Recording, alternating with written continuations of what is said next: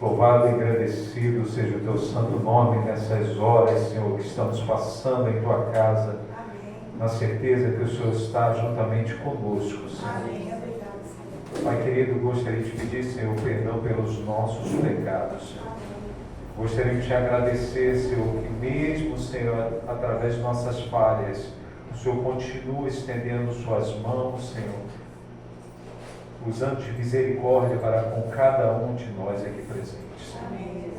Esse momento agora é um momento muito especial, Senhor, onde nós estaremos abrindo a tua palavra, onde estaremos de ouvidos atentos, Senhor, ao que o Senhor tem a nos falar. Por isso te pedimos, Senhor, que teu Santo Espírito venha ao nosso encontro, Senhor, nessa hora tão especial, Senhor. Fale aos nossos corações, nos traga, Senhor, uma mensagem de conforto, de esperança, Senhor, é o mundo pelo qual nós estamos vivendo.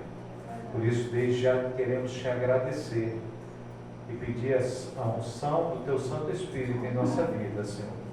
Que ajude a falar somente o que o Senhor deseja, que eu esvazie-se de mim mesmo, Senhor, que o Senhor venha ser exaltado nesse momento, Pai.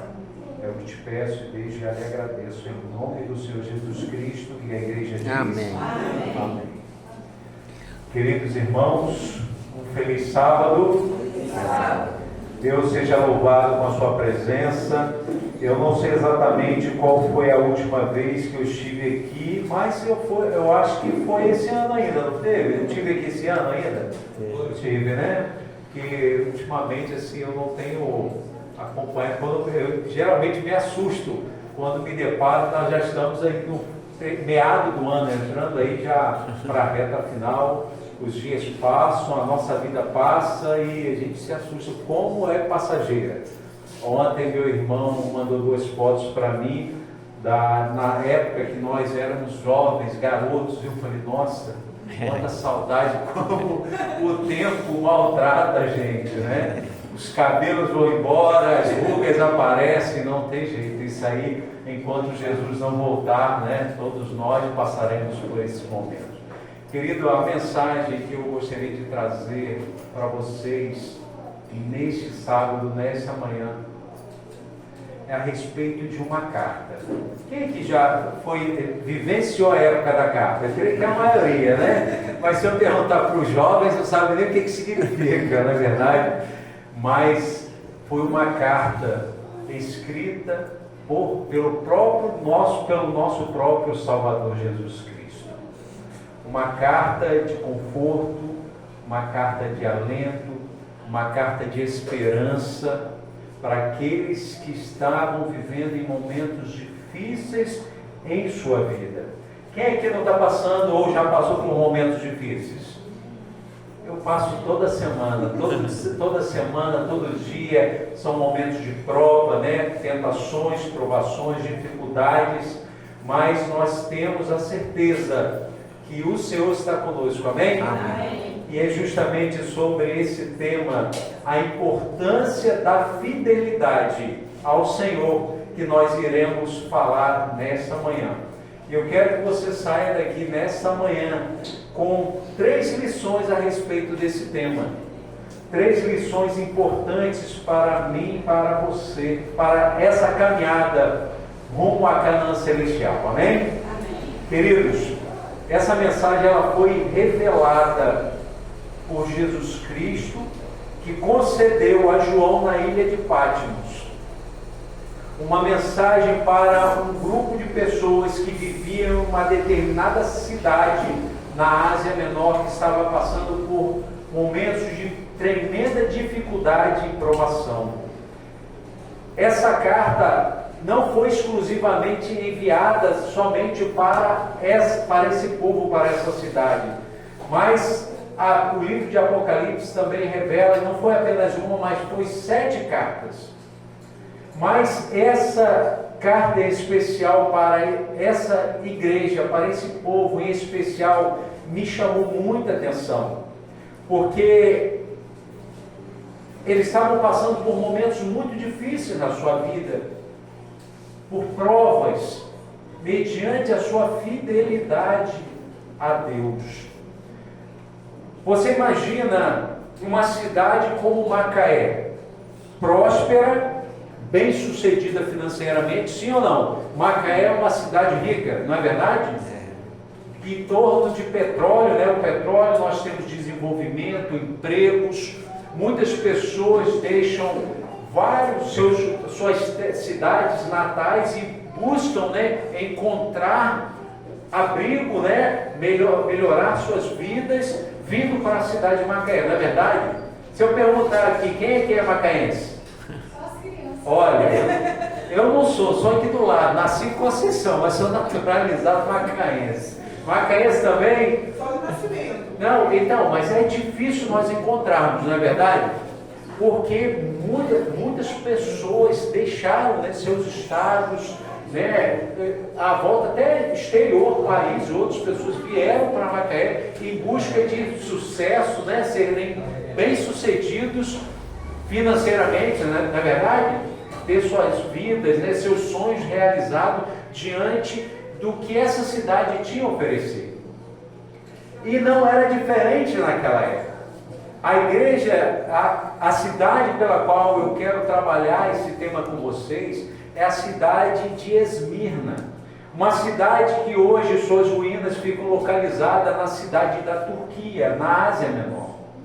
Essa cidade era como Macaé, uma cidade próspera, onde a população era rica, bem-sucedida, feliz, né? Estavam todos os dias trabalhando e buscando pelos seus sonhos. Entretanto, essa cidade ela era governada pelo Império Romano. E para que essa cidade ela além de ser governada pelo Império Romano, algo interessante nessa cidade é que essa cidade, por mais que ela fosse do Império, ela tinha autonomia para administrar, tomar suas decisões, né, internas diante de assuntos ali relacionados à cidade. E essa cidade, como eu disse, ela teve um papel muito importante para o desenvolvimento ali do cristianismo. E ela nos traz lições aqui riquíssimas, porque um grupo de pessoas naquela cidade, de uma hora para outra, tiveram seus sonhos, seus planos, seus trabalhos, suas famílias destruídas. Nós ficamos sabendo agora, em poucos dias, né, ao longo dessa semana, na cidade de Venezuela, na Venezuela, algumas cidades, bem como até em torno da fronteira com o Brasil, de repente, do nada, pessoas tiveram suas famílias o quê? Destruídas. Seus lares foram arruinados. De uma noite para o dia. E assim aconteceu com aquele povo da cidade de Esmirna.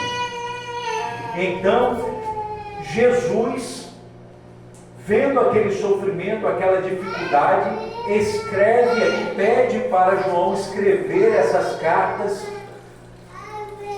e em especial para a igreja de Esmirna.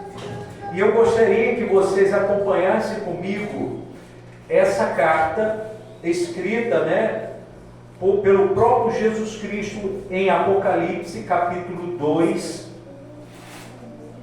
verso 8 a 11, porque eu também creio que essa mensagem, ela não foi exclusivamente para aquele povo, mas também ela ecoa até para nossos dias, para mim e para você.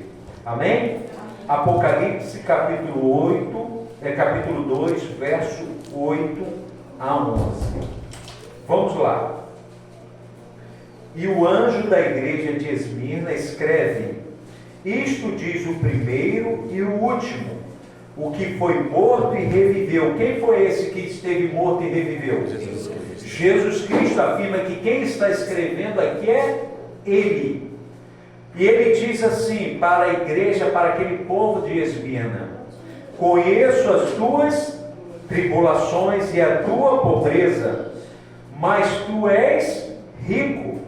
E a blasfêmia dos que se dizem judeus e não são, mas são sinagoga de quem? De Satanás. Verso 10. Não temas as coisas que hás de sofrer. Eis que o diabo lançará alguns de vós na prisão, para que sejam expostos à prova. Tereis tribulações de quantos dias? 10 dias. Mas sejam fiel ao que? Até a morte, porque dar-te-ei a coroa da vida. Quem tem ouvidos, ouça o que o Espírito diz à igreja. O que vencer não receberá o dano da segunda morte. Queridos, algo interessante há nessas cartas.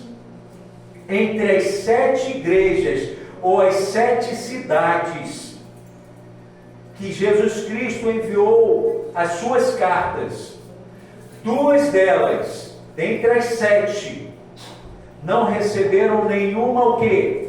Repreensão. E essas 2 cidades foram a igreja de Esmirna e a igreja de Filadélfia. Entre todas elas, das 7, 5 delas, além de mensagem de conforto, de esperança, havia também o que? Repreensão. Porque eles tinham abandonado o primeiro amor. Em algum ponto eles estavam o que? Se desviando dos caminhos do Senhor. Mas ao contrário dessas 5, a igreja de Filadélfia e a igreja de Esmirna não recebem nenhuma repreensão de Jesus Cristo em suas cartas. E isso é algo extraordinário, porque justamente essas 2 igrejas, Esmirna e Filadélfia, em especial a igreja de Esmirna, elas estavam passando por momentos de prova e de perseguição, por serem fiéis na sua totalidade ao Senhor Jesus Cristo. E para que eu e você possamos entender todo o contexto dessa perseguição, precisamos compreender o que envolvia a história desse povo na cidade de Esmirna. Como eu disse, essa cidade era extremamente rica e importante para o Império Romano. Ela possuía esses privilégios de administrar as suas decisões internas, desde que elas tivessem um compromisso com o imperador romano. Uma vez ao ano, todas as pessoas que ali estavam naquela cidade deveriam, pelo menos uma vez, ir ao templo, queimar incenso ao imperador e declarar que César era Deus e o adorassem. Eles tinham que fazer, essa ordem foi dada a todos daquela cidade. Entretanto, um grupo de pessoas perceberam que isso era um afronto a quem? Ao verdadeiro Deus. E não mais continuaram a fazer esse tipo de prática de adoração. E não iam mais ao templo para adorar César e reconhecer que César era o Senhor e Deus. E essas pessoas, por serem fiéis verdadeiramente a Deus, o Deus verdadeiro, eles começaram a ser perseguidos. Eles perderam seus empregos. Eles foram presos. Eles foram torturados. Perderam seus bens, e alguns deles foram levados até a morte. Tudo porque permaneceram fiéis ao Senhor. E aqui, queridos, eu gostaria de trazer a primeira lição da história da igreja de Esmirna, que muitos de nós cristãos não compreendemos em nossos dias. Que ser fiel a Deus não significa, e nós falamos a respeito disso na lição, ser fiel a Deus não significa ser isento a perseguições. Ser fiel a Deus não significa ser livre de passar por provas e tentações. Quando pensamos em alguém muito fiel a Deus em nossos dias, imaginamos e temos a teologia pregada hoje, a teologia da prosperidade, não é verdade? Que olha, venha para Jesus que sua vida será transformada. Peça e você receberá os bens materiais, não é verdade? Nós temos a concepção de, olha, eu vou viver, vou seguir a Deus, porque eu tenho certeza que minha vida vai ser próspera financeiramente, eu não terei doença, eu não serei perseguido, eu vou ser uma pessoa extremamente abençoada, mas não é isso, não é essas bênçãos que o Senhor deseja que você compreenda e que você receba, apesar de que, se for necessário, se for para que essa bênção material seja para a honra e para a glória do Senhor, Ele vai lhe conceder, mas não é isso que Deus quer que você pense. Mas infelizmente nós pensamos hoje dessa maneira. Observe aqui a mensagem de Jesus escrita em Apocalipse, capítulo 2. Ele não promete aqui, em cada verso, não promete que nós viveremos na ausência de problemas, de sofrimento. Não é isso. Se você parar para analisar, eu convido você para olhar nesses versos, a quantidade de palavras que encontramos que descrevem as consequências daqueles que tomam verdadeiramente a decisão de ser fiel ao Senhor. E eu convido vocês a analisar aqui, lendo novamente aqui, comigo. Ao anjo da igreja de Esmirna escreve: essas coisas diz o primeiro e o último, que esteve morto e tornou a viver, ou seja, Jesus Cristo. Ele declara assim: eu conheço as tuas o quê? Tribulações. Aquele que busca viver verdadeiramente os propósitos do Senhor não estão livres de provações e de tribulações. Está aqui claro. Aqueles que buscam ser fiéis ao Senhor, muitas das vezes passarão por quê? Blasfêmia. Diz aqui: conheço a tua pobreza, mas tu és rico. E as blasfêmias do que em si mesmos se declaram judeus e não são. Quem aqui, queridos, já não foi criticado pela fé que você exerce diariamente a Cristo Jesus?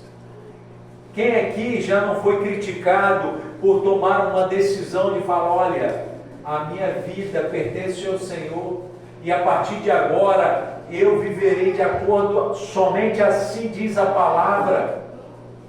E muitos caçoam de cada um de nós em nosso tempo, porque dizem que nós somos o quê? Fanáticos, nós somos uma seita, que nós não devemos ser uma besteira quanto às guardas dos mandamentos do Senhor, porque os mandamentos foram o quê? Abolidos na cruz. E muitos deles fazem chacota da nossa fé, por buscarmos ser fiéis aos mandamentos de Cristo. E ele diz que se declaram judeus e não são, mas são sinagogas de Satanás. Não tema essas coisas que têm o que? De sofrer. Queridos, povo de Deus, aqueles que tomam a decisão de ser fiel ao Senhor, passarão por provas e sofrimentos, passarão por dificuldades e terão que tomar suas decisões individuais em suas vidas. Ele diz que quando nós buscamos ser fiéis ao Senhor, o diabo ele se ira contra nós. Queridos, interessante na história dessas cartas, que as 7 cartas, 5 delas haviam erros, havia desvio a respeito da fidelidade do povo daquela época, daquelas cidades, daquela igreja a Deus, e Deus as reprimiu. Mas o que é interessante é que justamente aquela igreja, aquele povo de Esmirna que estavam sendo íntegros, vivendo de acordo com a palavra de Deus, estavam passando por perseguições e provações. E podemos compreender aqui um conflito entre o bem e o mal, e Satanás ele não quer que eu e você vivamos na integridade da fidelidade com Cristo. E ele declara, olha, que o diabo está para lançar vocês também aonde? Nas prisões. E algum dentre vocês serão postos o quê? À prova. E reafirma, vocês terão tribulações. Mas também ele fala que essas tribulações serão o quê? Passageiras. Não serão eternas. Serão de apenas o quê? 10 dias. Seja fiel em meio a essas provas. E se for necessário, morra por Cristo Jesus. E ele fala, sede fiel até a morte. Mas não abandone aquele que é mantenedor da nossa vida, queridos. Queridos, essas cartas declaram que Jesus jamais prometeu bênçãos materiais. Jesus jamais prometeu que nesse mundo eu e você não teríamos que passar por provações. João 16, verso 33 declara, no mundo tereis o quê? Aflições, mas tem o quê? Bom ânimo, porque eu venci o mundo. Eu estarei ao seu lado em meio às provas e dificuldades. Eu enviei um Consolador para que eu e você possamos estar vivendo e sendo guiado pelo Espírito Santo. Ele que nos capacita, é Ele que nos dá força. E há uma segunda lição dentro dessa história da igreja de Esmirna. Em meio às provações, também há promessas descritas nessas cartas. A história continua nas mãos de Deus. E nada que acontece em nossas vidas, Deus não está atento. Ele fala, conheço o quê? As suas tribulações. Não há nada que eu e você venhamos ter passado ou estejamos passando que Jesus não conhece. Jesus conhece o que você tem passado. Não existe sofrimento que Jesus não compreenda nessa terra. E Ele declara, Ele é o único que tem autoridade para dizer para mim e para você, não temas. Assim como Ele também declarou para Daniel, assim também como Ele declarou para Paulo na prisão, também Ele fala para mim e para você nessa manhã, que nós, ao entregarmos nossa vida ao Senhor, ao buscarmos ser fiel a Deus em meio às provações, nós não devemos o quê? Temer os problemas. Não devemos temer os gigantes que se depararão em nossa vida. Porque o Senhor irá lutar por mim e por você. Amém. E nessa carta ele fala, seja fiel até a morte. Queridos, a fidelidade é uma das maiores demonstrações de amor a Deus que eu e você podemos exercer em nossa vida. Amém. É Ele que permanece ao nosso lado quando tudo está o quê? Desmoronando. E Ele nos prometeu em meio ao vale da sombra da morte, Ele nos prometeu nos dar o quê? A coroa da vida. Em grego, a palavra coroa, ela tinha dois significados. A coroa de um rei, mas também a coroa da vitória. E é justamente essa coroa que o Senhor quer dar para mim e para você, nessa caminhada cristã. Jesus promete a seus filhos essa coroa. E Ele conhece e consegue ver além do que o mundo enxerga em mim e em você. Nós, homens pecadores e falhos, temos a tendência de olhar a riqueza em uma pessoa através de quê? A roupa. Quando você olha uma pessoa bem vestida, você fala assim, olha, esse rapaz ou essa moça é bem sucedida. Esse é o cara. É o cara, não é verdade? O mundo vê riqueza quando você mora em um bairro nobre. O mundo vê riqueza nas pessoas quando vê uma linda casa. Quando você tem muito o quê? Dinheiro. É esse tipo de sucesso, é esse tipo de riqueza que o mundo vê. Mas Deus não vê como homem. E por isso que aquele povo de Esmirna, por mais que havia perdido todos os seus bens, a sua vida, seus sonhos, seus planos haviam sido o quê? Desfeitos. Deus olhou e falou, olha, eu conheço a sua pobreza, a sua dificuldade, mas não se engane, vocês são o quê? Ricos. Isso é extraordinário, irmãos. A importância da fidelidade a Deus. Deus consegue enxergar em meio às dificuldades que eu e você passamos na nossa vida, riqueza.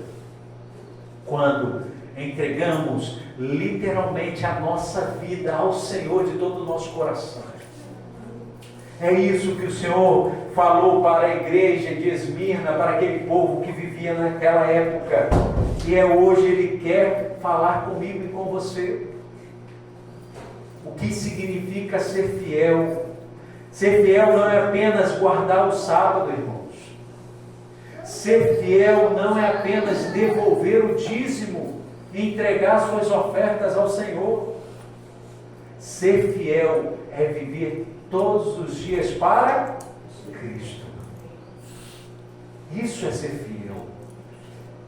Ser fiel é todos os dias você escolher aquilo que você vai colocar no templo do Senhor. O alimento que você escolher para se alimentar. Ser fiel ao Senhor também é colocar o Senhor em primeiro lugar todos os dias da sua vida.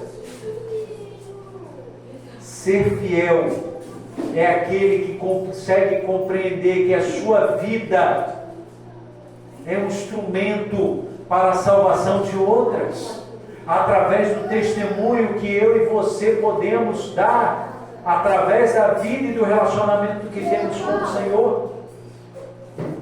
Queridos, nossa fidelidade precisa abranger toda no sentido de amplitude, toda a nossa vida, todos os nossos pensamentos, tudo que sai da nossa boca. Queridos, a palavra mata.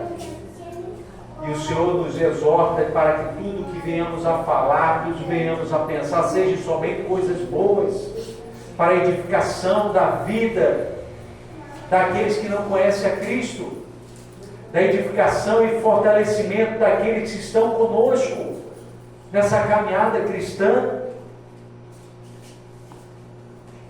Hoje, existem muitos cristãos vivendo experiências semelhantes ao que aquelas pessoas viveram na cidade de Esmirna. Hoje, muitos de nós passamos todos os dias por perseguições no nosso trabalho, na nossa família, dificuldades financeiras, injustiças. Muitas das vezes comentamos ali na classe, que é muito fácil a gente suportar a dor quando ela vem de alguém que nos causa do lado de fora. Mas quando vem de dentro da nossa própria família, é doloroso, irmãos. Mas o Senhor declara: não tenha medo, não perca a sua esperança, não abandone a Cristo diante das provações que você tem que passar, porque em meio a essas provas, meio às tentações e meio às dificuldades dessa vida, Deus quer que nós venhamos a ser suas testemunhas para o universo.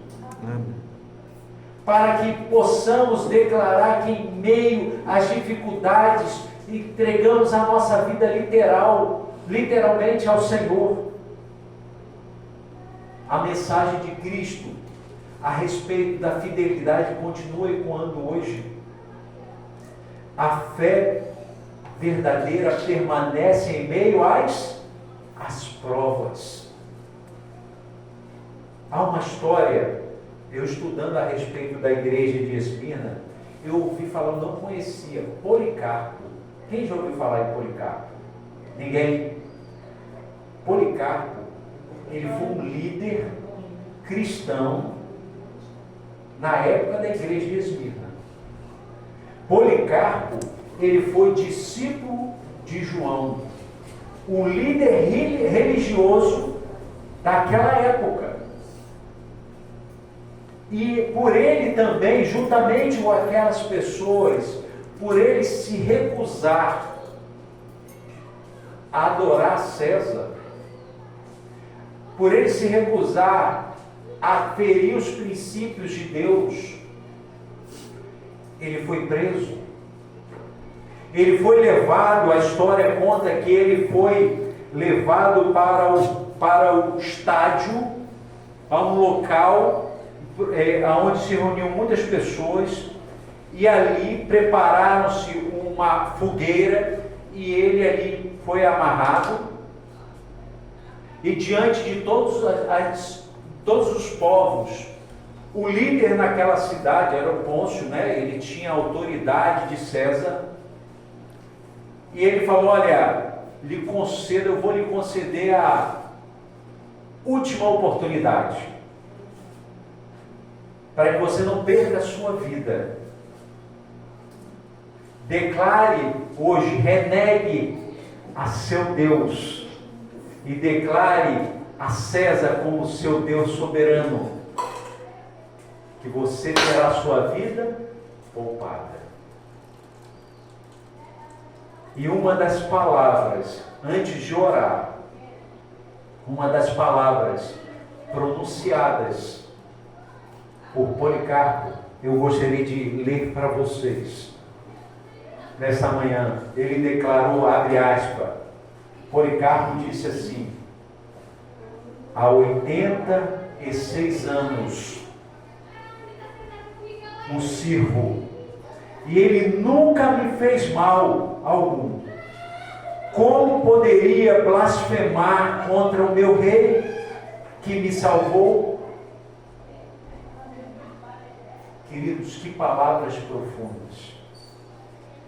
Policarpo compreendeu verdadeiramente o real sentido de sua vida. O propósito da sua existência era servir e adorar o verdadeiro Deus eterno.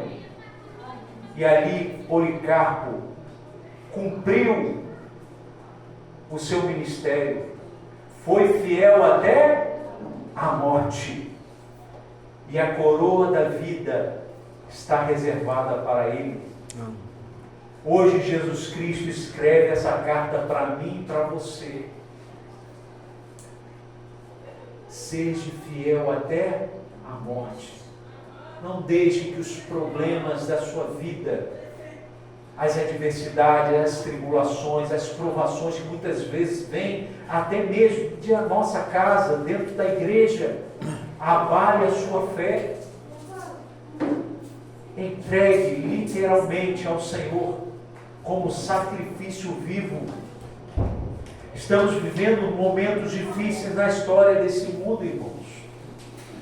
O amor de muitos está o quê? Se esfriando. Podemos ver, testemunhar isso em nossos dias. A questão toda é que o amor está ligado à fidelidade. Aquele que não ama não é fiel. Como poderemos ser fiéis a Deus em um tempo em que o amor de muitos estão esfriando? As pessoas estão frias. Suas atitudes, seus comportamentos, eles estão ligados diretamente à sua fidelidade. Um relacionamento entre marido e mulher. Se você não ama a sua esposa ou a sua esposa não te ama, você é propício a ser o quê? Infiel no relacionamento. E essa profecia está se cumprindo. O mundo está o quê? Se esfriando no amor. E por consequência, a infidelidade está tomando conta de muitos. Inclusive em nosso meio. Jesus, ele declara em Lucas capítulo 18, na parábola do juiz iníquo, ele declara: quando, porém, vier o Filho do Homem, achará porventura fé na terra? Queridos, eu pergunto a você hoje, sua fé está dependendo, sua fé em Cristo está dependendo de circunstâncias da sua vida? Ou você tem permanecido firme ao Senhor, mesmo em provações? Que eu e você, nessa manhã, possamos responder, não para mim, mas individualmente a Cristo Jesus. Que você possa sair daqui na certeza que a sua vida cristã, sua vida entregue ao Senhor, não está livre de problemas. Não sabemos, mas podemos imaginar o que nos espera antes da volta de Jesus. Serão momentos difíceis que nós aprendemos na lição. A importância de viver uma vida de comunhão e de relacionamento com o Senhor. Para que em meio às provas nós termos certeza e convicção de que a melhor escolha é, se for necessário, morrer por Cristo Jesus. Nós iremos ouvir um louvor especial nesse momento? Não? Eu convido vocês nesse momento que vocês possam então, vamos ter um hino? Não, né? Eu convido vocês então nesse momento, se vocês desejam tomar uma decisão de renovar seus votos com Cristo Jesus, literalmente entregar sua vida a Ele, convido vocês que fiquem de pé e vamos falar com o nosso Deus. Senhor amado, louvado e agradecido seja o Teu santo nome, Senhor, por nos conceder mais um dia e o privilégio de poder Te adorar em espírito e em verdade, Senhor, em Tua casa, Senhor. Sabemos que o mundo e o tempo em que estamos vivendo, Senhor, são tempos difíceis, tempos de prova, que sobrevirá sobre a vida de muitos dos nossos irmãos, Pai. E gostaria, Senhor, que nesse momento o Senhor, através do Teu Santo Espírito, venha nos fortalecer, Senhor, no relacionamento verdadeiro com o Senhor, Pai. Que possamos, através desse relacionamento, desenvolver o verdadeiro amor que tanto, Senhor, precisamos ter, Senhor, para tomar as decisões mais difíceis, os momentos mais difíceis da nossa vida, Senhor. Que o Teu Santo Espírito possa estar conosco, Pai. Se alguém nesta manhã, Senhor, veio à Tua casa, Pai, com o coração contrito em meio às provas e dificuldades, Senhor, que esta carta, Pai, possa ser uma carta de conforto e de alento, Senhor, para cada uma delas, Senhor. Renove nossas forças, Senhor. Nos conceda a fé que tanto necessitamos, Pai, no mundo em que estamos vivendo. Nos batize pelo Teu Santo Espírito, Pai. Que possamos viver na integridade, na fidelidade e no amor ao Senhor, Pai. Custe o que custar. Abençoe essa igreja, Pai. Que ela seja próspera, que ela possa ser um canal de bênção para pessoas que ainda não lhe conhecem, Pai. Por isso, desde já te agradeço e te pedimos em nome do Senhor Jesus Cristo. E a igreja diz: amém. Que Deus te abençoe ricamente, irmãos. Que você hoje possa declarar ao Senhor: custe o que custar, permanecerei fiel até. Amém.